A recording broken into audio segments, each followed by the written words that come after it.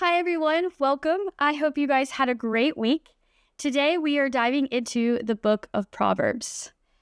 So, Proverbs isn't a list of rules or promises, it's a collection of wisdom to help us guide us in how we live and love God in every part of our lives. Throughout Proverbs, we see this theme of knowledge and wisdom. So, knowledge is knowing the facts and how they work together. And wisdom is knowing how to live those truths out in a way that honors God. In Proverbs chapter 1, Solomon reminds us that true wisdom begins with knowing God's character and placing Him first in all that we do.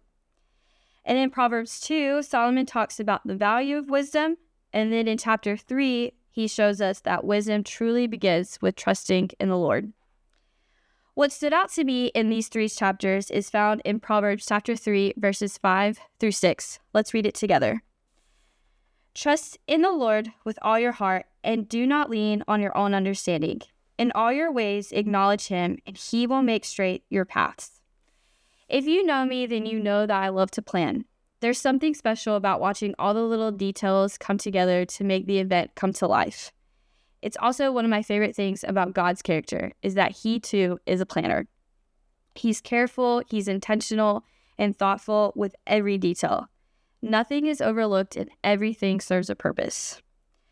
When you notice yourself overthinking or stressing about how things could go wrong or holding on to expectations, do you find it hard to trust in God?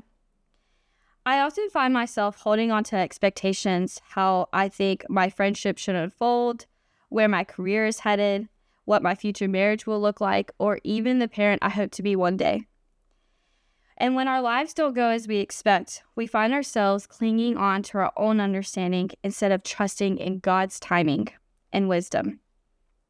When you find it hard to trust in God, how are you inviting Him into those doubts of uncertainty?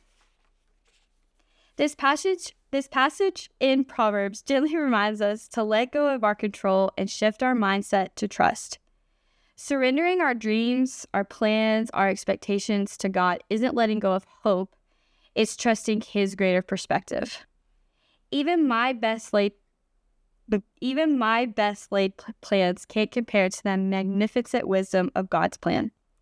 In Proverbs chapter 19, there's a verse that says that we can set all the plans, the many plans, but it's ultimately God who determines our steps and purpose.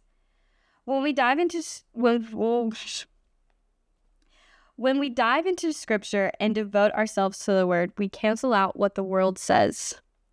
It creates a deeper understanding of who God is, and when we understand more about who God is, we begin to trust Him more.